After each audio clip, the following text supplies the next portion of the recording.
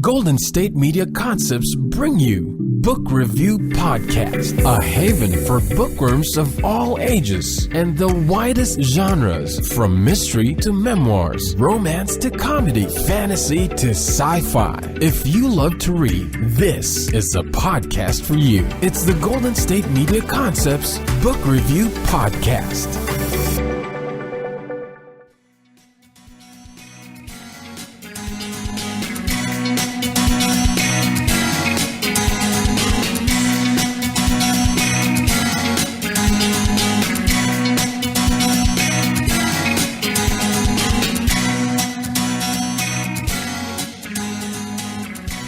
Hello and welcome to the GSMC Book Review Podcast, brought to you by the GSMC Podcast Network. I am your host, Sarah, and I am here once again with you with another author interview.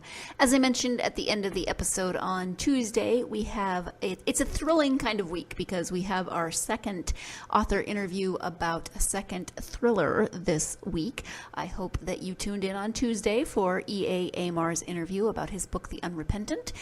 Today, as I mentioned, I am speaking with author Tosca Lee about her new thriller, and it is called The Line Between. Let me give you the description of that book. If I can find it. I just had it. There it is. Sorry. So, when Wynter is turned out of New Earth, a self-contained doomsday cult on the American prairie, she emerges into a world poised on the brink of madness as a mysterious outbreak of rapid early-onset dementia spreads across the nation. As Wynter struggles to start over in a world she's been taught to regard as evil, she finds herself face-to-face with the apocalypse she's feared all her life. Until the night her sister shows up at her doorstep with a set of medical samples. That night, Wynter learns there is something far more sinister at play, and that these samples are key to understanding the disease. Now, as the power grid fails and the nation descends into chaos, Wynter must find a way to get the samples to a lab in Colorado. Uncertain who to trust, she takes up with former military man Chase Miller, who has his own reasons for wanting to get close to the samples in her possession, and to Wynter herself. That is the description for The Line Between, the new thriller by Tosca Lee, and this book sucked me in from the beginning. I know I say this a lot, but it's a page turner. I loved the concept. I love the concept of a young woman who has spent 15 years of her life, the majority of her life, in this doomsday cult. It's all she's known since she was 7, and now she's suddenly exiled from it and back out into mainstream life, where doomsday seems to be happening. The apocalypse seems to be coming. It is this kind of great juxtaposition of what she's been taught, and then learning to live in the so-called normal world, only to find that world is kind of going a little bit crazy with this new disease that is out, this mysterious outbreak. I really enjoyed Wynter as a character. I enjoyed some of the secondary characters as well. I really loved the way Tosca writes, in that she explores relationships throughout the book. There are flashbacks as we learn more about Wynter's time at New Earth, as we learn more about her relationship with her sister, and then as we watch her grow once she leaves the compound and has to learn to live differently. And she doesn't really even get that much time to learn to live differently before she is thrust into this seemingly impossible situation where she has to try to get these samples to Colorado, which of course is not as simple as it sounds, because as I said, things are going crazy, and there's adventure, there's action, there's danger, there is all of those wonderful things that make a thriller so great to read, because they suck you in. And as I've mentioned before, thrillers aren't always my go-to genre, but thrillers like this are definitely my favorite, because it is about the action, it is about the that page-turning nature where you just have to keep reading to find out what happens. I think before I really started reading thrillers a lot more than I had before, I tended to think of them as like scary or violent, and sometimes they can be, of course, right? But there's also there's so many different genres or different types, I guess you would call, of thrillers, and this is one of those that I couldn't get enough of it. I actually finished it and went, oh shoot, I'm not ready to be done. So it's a page turner, that is for sure. If you are interested in this book, I do have copies to give away. So stay tuned until the end of the episode to find out how you can enter to win those copies.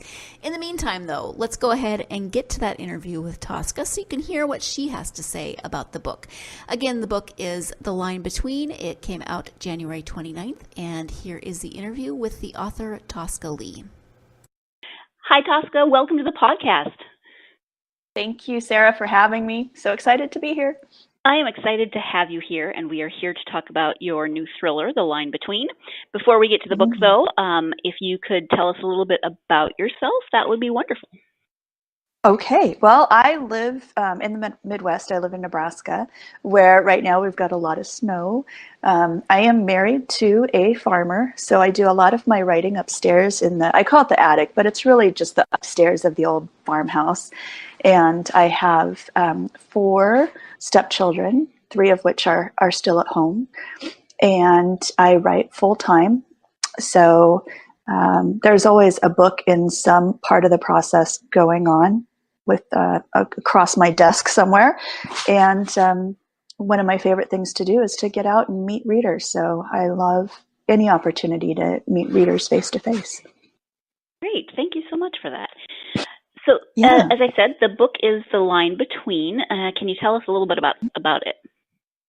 Yeah, so The Line Between is the story of a young woman, 22-year-old, Wynter Roth is her name, and she has just been kicked out of a doomsday cult on the American prairie in Iowa. And she is attempting to start life over in the outside world, which she's been taught to regard as an evil place. And as she's trying to start her life over, this pandemic has begun to spread across the U.S. And so for her, it really looks a lot like the apocalypse that she's always been told was coming.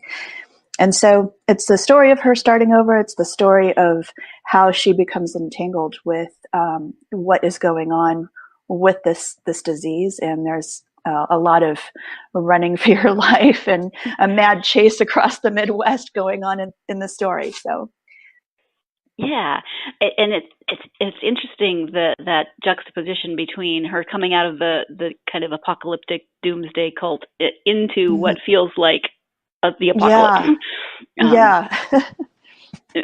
Because she's basically, I mean, everybody's scared, but she's even more terrified because of what she's been taught. It's like, oh no, this is what I was told, and now I'm on the wrong side of, because the cult she was in was self-contained and it had walls, and so for her, there's this moment of panic and thinking, I'm on the wrong side of this whole thing. So yeah. What was your inspiration for the story? Well, I had a couple different ideas, and so I had a separate idea about writing the story of a young woman starting over after leaving a cult. I've always been fascinated with cults, and I've come to find through this story and the feedback and the reviews, there are a lot of people who are really fascinated with cults. So I'm not alone in that. And then I was really interested when I came across this headline. I was just scrolling through social media one night, and I saw this headline about a reindeer in Siberia that had melted out of the permafrost.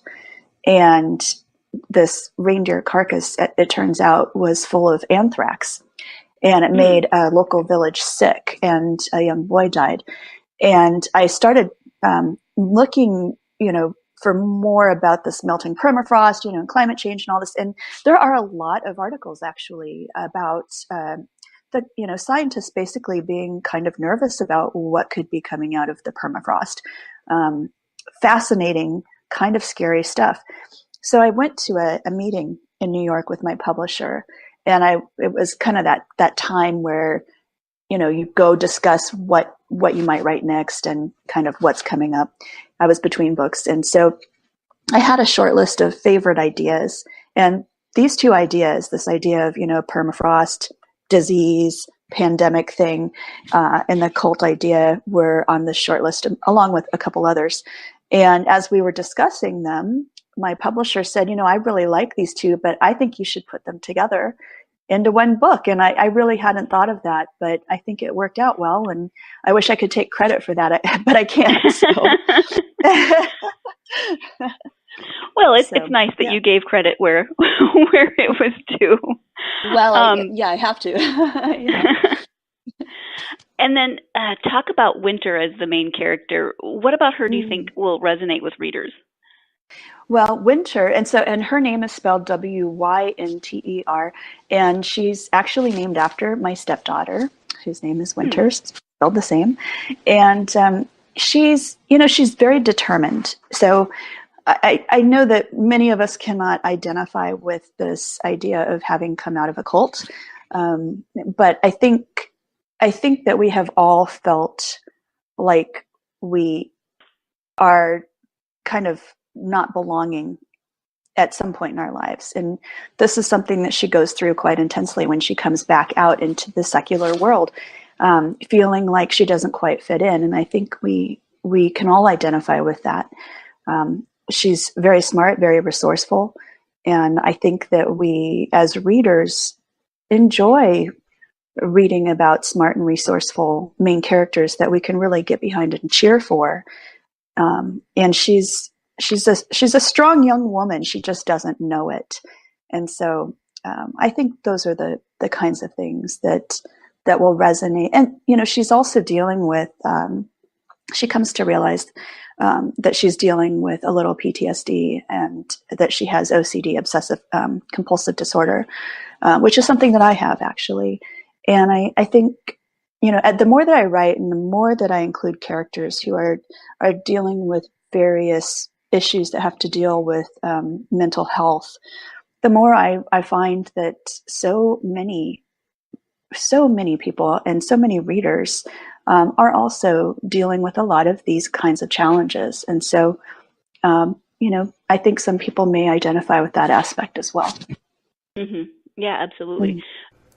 Excuse me while I jump in here so we can take our first break of the podcast. When we come back, we'll be talking more about another character in the book and kind of her relationship with Wynter as the main character, and that is Wynter's mom's best friend, kind of a surrogate aunt to Wynter and her sister. So stay tuned. You're listening to the GSMC Book Review Podcast, and I will be right back. Want to find out what movies to go see? Then check out the GSMC Movie Podcast. It's your ticket to the latest movies, whether it's a new blockbuster event, romantic, comedy, or action flick. This show has got it all covered. They talk some what to go see now. Don't bother. What's hot on Netflix and everything in between. That's gsmcpodcast.com/movie-podcast. When it's all about the movies, it has to be this new show. Don't forget to like them on Facebook and follow them on Twitter. Visit gsmcpodcast.com for more info.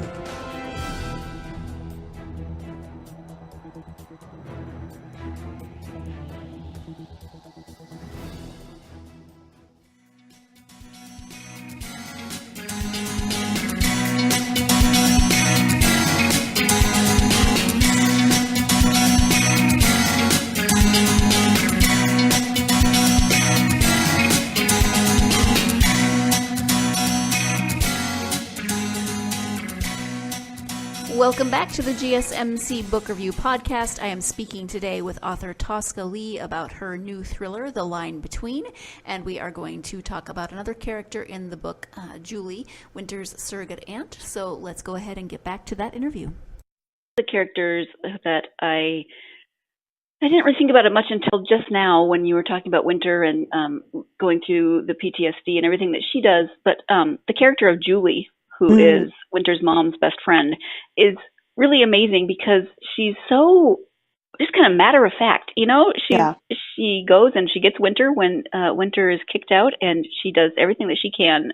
She kind of steps into that mom role, but she really does it in a way that is so nurturing and, like I said, matter of fact. She doesn't like freak out because this young woman has been in a cult for 15 years and is not quite what we might call normal. Yeah, I like Julie a lot, and thank you for mentioning her, because she's not someone who's brought up in conversation a lot, but around this book. But she's very, she comes across, I think, a little brusque and a little short sometimes, but she is very nurturing, and she's just very like, go get it done. She has no tolerance for stupid people. She has no tolerance for crazy people or any of that stuff, which is funny because the world is starting to go crazy. That's what this pandemic does. Right. So yeah, she's kind of a fun one. I like her. Yeah, and she's the same with the PTSD. Like it's not this whole like, oh, just get over it kind of thing, or let's just see if it gets better. She's just like, okay, we're gonna take you to the doctor. We're gonna get you on something. We're gonna take you to a therapist. We're gonna take care of this. Yep. Yeah. So yeah, in terms of mental health, I definitely appreciated Julie's character. Yeah, she was fun. I liked her a lot. Yeah. You touched on this a little bit, but are there any autobiographical elements within the book or the characters, anything? Well, there's that part with the OCD issue and stuff, but I grew up in a very, very strict church, so I might have drawn a little bit from that. I can't identify with the self-contained cult aspect per se, but there was a time in my life when I did feel like I didn't quite fit in with the stuff that my friends were into, because a lot of that I wasn't allowed to do. For instance, when I finally started listening to the radio, I wasn't familiar with any music on the radio, and I practically had to give myself an education in pop culture.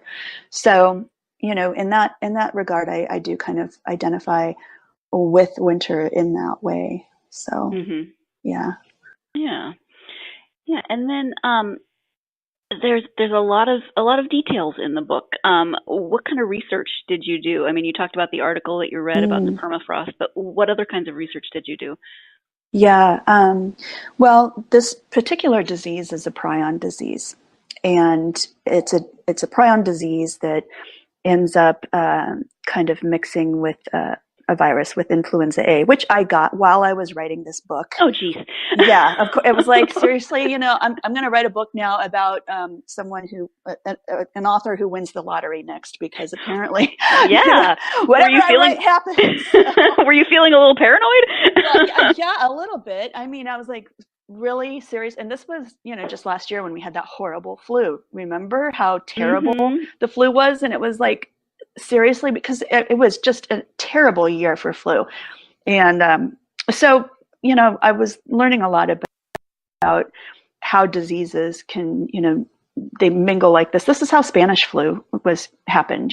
They kind of swap DNA, and then you get these terrible pandemics. I did a lot of research into prions. My sister's a doctor, so she kind of helped me design this kind of designer disease, I guess. And so there was that part, but I also researched quite a lot about cults and what it's like for those who leave them. All different kinds of cults, fascinating stuff. And I might have, gone to the Colorado State campus and stalked the microbiology building once or twice. So just, to make sure I was kind of describing it right. So, there's that too. Right. Yeah. Nice. I saw on your website that this book is possibly being developed for television. Yes, it's in development. Yep. Kind of fun stuff. Yeah. How involved are you as the author in that, if at all? That's really going to depend a lot on the showrunner and writer and the people who become attached to the project. So I've worked with these producers before. They are the same ones who have developed and sold my other thriller, The Progeny. And they're wonderful to work with. This is Radar Pictures I'm talking about, in Ed Burns's group, which is called Marlboro Marlboro Road Gang Productions. I can never say Marlboro. It's a hard word. I can't say it either. Yeah, and they're wonderful people. I've so enjoyed them, and I've so enjoyed their work on behalf of these projects. So they know that I'm there to consult if need be, but I also, I'm not one of those people that really, I'm not an artist or writer who freaks out when other people come in to work on something or come in and change it, because for me, it's kind of like creating a playground and then wanting to see how other people play on that playground. So it's fun for me to watch the whole process. Yeah. Yeah, fun. Yeah.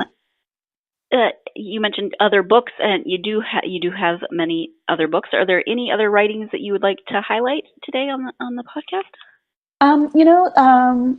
The upcoming one this September, the sequel to The Line Between comes out, and it's called A Single Light. And so it is the continuation and conclusion of Wynter's journey. And I so enjoyed writing that book, and it went very quickly. And part of why I enjoyed it so much is probably because I wrote one of my favorite characters I've ever written. It's not a character that I had really envisioned in detail ahead of time. I just knew that there was this character at this certain spot, and this character just kind of stole my heart a little bit. So I'm really looking forward to introducing readers to A Single Light when it comes out in September. Yeah, actually, I was hoping there might be a sequel, because I mean it sort of wraps up, but definitely right. room. Yeah, there's it's like that there's more to that can happen. So yes, there is a sequel coming out. So I finished the book and went, no, wait, no, I want more. So at least it wasn't like a huge. I did this really mean thing at the end of the progeny. I did this like massive cliffhanger because I think it's kind of fun, especially when the second one comes out, then you can go right on. But I had a few people who definitely wanted to kill me for that one, so I didn't do as big, big dun dun dun like that, Right. So, well, as long as you don't make us wait like 10 or 20 years for the sequel. Yeah, that's terrible. Yeah, that's okay. Yeah. And then that comes out in September. Are you currently working on another book? I am. I've got a historical book that is just getting the final touches kind of reshaped on it, and then we will take that one out and look for a home for it. And then I've got another thriller that is just in the very early stages, and we will be looking for a home for that too. So, yeah. What about the thriller genre draws you as a writer? I really enjoy keeping readers up late. I consider it kind of a fun personal challenge and kind of a badge of honor whenever I hear from readers that they couldn't put the book down, or they stayed up too late, or they called in sick to work or whatever. Not that I advocate for that, but I still kind of like hearing that it happens. Right.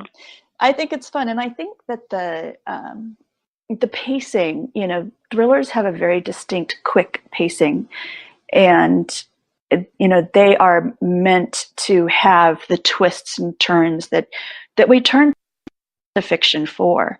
And it's not the same as like a big epic historical, which I've done those before too, but the pacing is so different. And it's fun for that. It's not a long meandering journey. It is a roller coaster. So yeah, I like the thrills. Yeah. And the reveals. There's always the kind of the surprises and the twists. I like that part. So. Right. Yeah. I think, and it is in this book. I don't want to, I'm not going to give anything away, but things keep being revealed about, especially relationships, like Wynter's relationship with her sister. I liked how that kind of started in one place, or seemed to, and then grew as the story grew. Yeah. So. Yeah, that's kind of fun. And there'll be more of that in the book to come too. So, and a lot of those are, the fun thing about writing it is, you can plot to your heart's content. But I find that there's always something that happens or comes up that I didn't really see coming until that moment. And then it's like, oh, well, this needs to happen now. Right. It's fun when you get to be surprised. Well, yeah. It's time to go ahead and take our second break of the podcast, but when we come back, we will have not only the conclusion of the interview, but we'll be talking more about when Tosca started writing, some of her favorite authors and genres, etc. So stay tuned. You're listening to the GSMC Book Review Podcast, and I will be right back. Tired of searching the vast jungle of podcasts? Now listen close and hear this out. There's a podcast network that covers just about everything that you've been searching. Hey! The Golden State Media Concepts Podcast Network is here. Nothing less than a podcast bliss with endless hours of podcast coverage. From news, sports, music, fashion, cooking, entertainment, fantasy, football, and so much more. So stop lurking around and go straight out to the Golden State Media Concepts Podcast Network. Guaranteed to fill that podcast itch. Whatever it may be, visit us at www.gsmcpodcast.com. Follow us on Facebook and Twitter, and download us on iTunes, SoundCloud, and Google Play.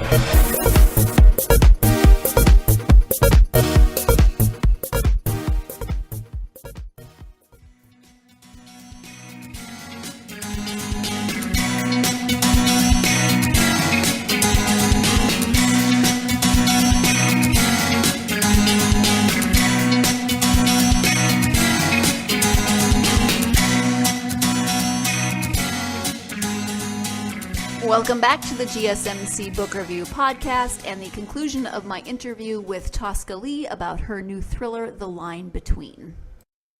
When did you start writing, and was it something that you'd always wanted to do, or did you come to it later in life? I always wrote, and I was first published when I was in third grade, actually. Oh, wow. My teacher had suggested that I write an article for a pet lovers newsletter. And this was back in the day when newsletters were printed and mailed to actual real mailboxes. And so I did. I wrote an article about the death of my bulldog. And so that was the first thing. And I used to win contests and stuff, but I really was pursuing a future as a classical ballerina. So that was my all-consuming passion. I wanted to dance, and I danced, a lot of hours all the way up until I was about 16 probably. But I had an injury in my teen years that just really kind of I tore a groin, and it took a lot of time to kind of come back from that. And I grew 6 inches, and, it kind of became apparent that maybe this wasn't going to happen. It's such a competitive, thing. You have to be able to do this while you're young.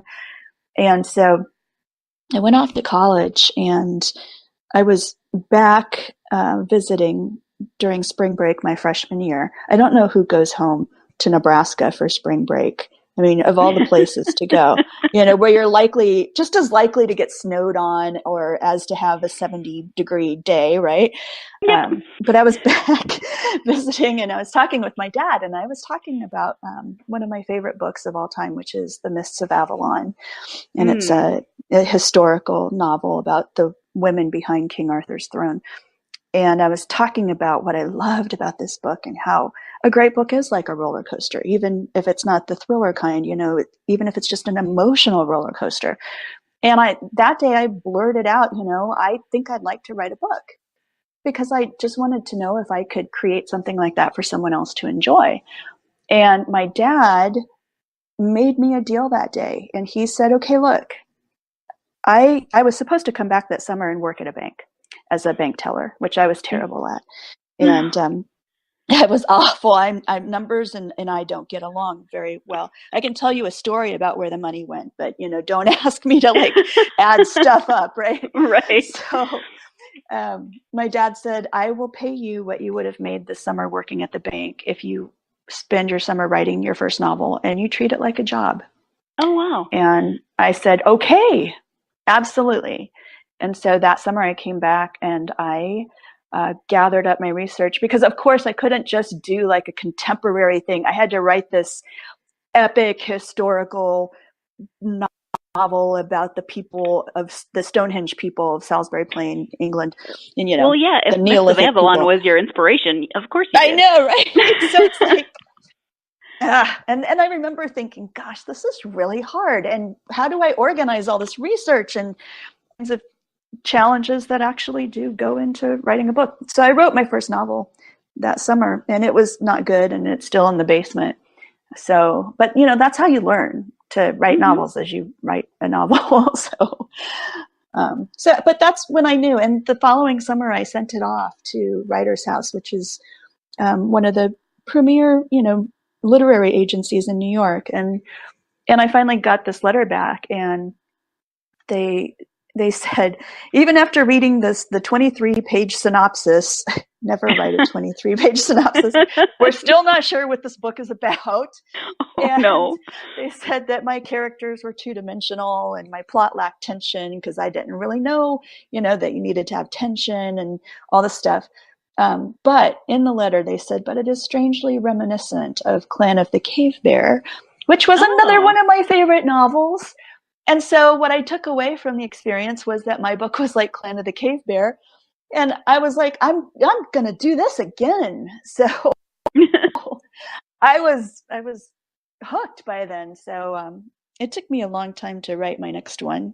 But that's kind of how it started. I love that you took the rejection and pinpointed the one thing that gave you hope and excitement. That's wonderful. I don't know, or delusional. It's what I think. Well, there's a fine line. Yeah, you have to kind of be willing to see every single positive you can, and you have to be willing to hang in there, for a long time sometimes to do this job. So. And so, in addition to Mist of Avalon and Clan of the Cave Bear, who are some of your favorite authors and genres when you read? I've always loved Anne Rice. She's just such a master. But I more than favorite authors, I tend to have, favorite books, and books that, touch me deeply, or books that I just really enjoyed. I recently read Dark Matter by Blake Crouch. He did Wayward Pines, which was also a TV show. Just totally enjoyed it. It was smart. It was fast. I enjoy all different kinds of books. I like David Sedaris. I like his humor. I like Anne Lamott. I like her humor. I like thrillers. I like reading romance. I like historical. I'll read kind of pretty much anything. I like young adult fiction too. So. Okay. Yeah, pretty much anything. Love it. I try not to name too many names, because I have a lot of friends who are authors, so I always feel like, if I start naming names, then I'm going to get myself in a pickle. And it's like your Oscar acceptance speech when you forget someone. Yep. Yes. Yeah. Okay, well, we won't put you under that pressure. Okay, thank you. So you have a website, so tell people the address of the website and where they can find you on social media. Okay, so the website is toscalee.com, and it's just TOSCALEE.com. And I'm on pretty much all the social media, and those links are all on my website too, but I'm on them all as Tosca Lee. So pretty easy to find. Easy enough. Thank you for that. Yeah. As we are wrapping things up, is there anything else that you would like to talk about that we haven't covered in terms of writing or your books or anything at all? I get asked a lot about tips for writers. And I missed that one. And I was going to ask you that question. Oh, Thank okay. you. Well, perfect. That's perfect. Perfect.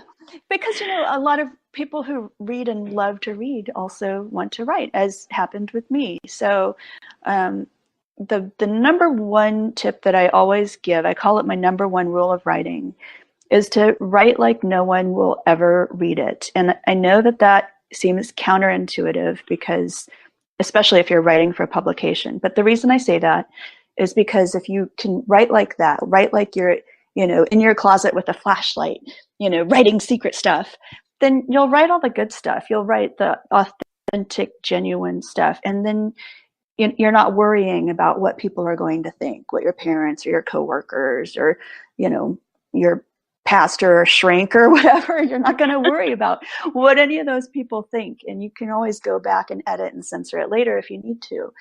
So I always say that. And in my number 2 rule is always just, finish the book. I get asked a lot from, by people, how do I get an editor? How do I get an agent? And I always say, well, is your book done? And they're like, no, I just have an idea, or I just started. And it's like, nope, don't worry about that. Just finish the book first, because you can't even approach those people until you've got a finished manuscript. So, and by then, they might be at the publishing industry changes so much, and those people might be at different publishing houses, or, a lot can happen in the time that it takes to write a novel. So just finish the book and don't get hung up on rewriting the beginning over and over. I've done that before. I don't recommend it. You'll never finish that way. So just plug ahead and get it done, even if it's messy, and it will be messy. And parts of it will be stupid and parts of it will be brilliant. And, that's what editing and rewriting is for, to figure all that stuff out. So plug ahead and finish the book. Thank you so much for that. I appreciate it. Yeah, absolutely. And thank you so much for taking time out of your snowy day to talk about your book. Oh, there's not a lot happening today. So. I'm sure not, but if I can save you from shoveling, then that's great. Oh, thank you. Yes, I appreciate that very much. So I have no intention of stepping outside that door. So. I don't blame you. Yes. So the current book is The Line Between, and then the sequel to that comes out in September. I'm excited. So thank you again. Thank you so much. Thanks for having me. Thank you once again to my guest, Tosca Lee, for taking the time to talk to me about her new thriller, The Line Between. I so enjoyed the book, and I so enjoyed speaking with Tosca about it. As I mentioned at the beginning of this episode, I do have copies of this book to give away. So if you are interested in reading The Line Between, it's pretty simple. You just have to go to our Facebook, Instagram, or Twitter page and comment on this episode. It's episode 143, Interview with Tosca Lee. Just comment on one of those posts, Facebook, Twitter, or Instagram, and you will be entered in to win a copy of The Line Between. Please do also share and like and follow and all of those good things on social media. But in order to enter the giveaway, you do have to comment. So, definitely enter if you are looking for a great action-filled page-turner of a book. Thank you again to Tosca. Thank you, as always, to you, my listeners. I so appreciate you and the feedback that I get from you. I hope you're having a wonderful week. I hope that you will join me again on Tuesday when we have a returning author coming on the podcast. That is Cynthia Diamond, who will be joining me on Tuesday to talk about her 5th book in her Weird series that is called Starting Fires. So definitely join me on Tuesday. In the meantime, I hope you have a wonderful weekend, and I hope you have plenty of time to go out there and get yourself lost in a good book. Thanks. You've been listening to the Golden State Media Concepts Book Review Podcast, part of the Golden State Media Concepts Podcast Network. You can find this show and others like it at www.gsmcpodcast.com. Download our podcast on iTunes, Stitcher, SoundCloud, and Google Play. Just type in GSMC to find all the shows from the Golden State Media Concepts Podcast Network, from movies to music, from sports to entertainment, and even weird news. You can also follow us on Twitter and on Facebook. Thank you, and we hope you have enjoyed today's program.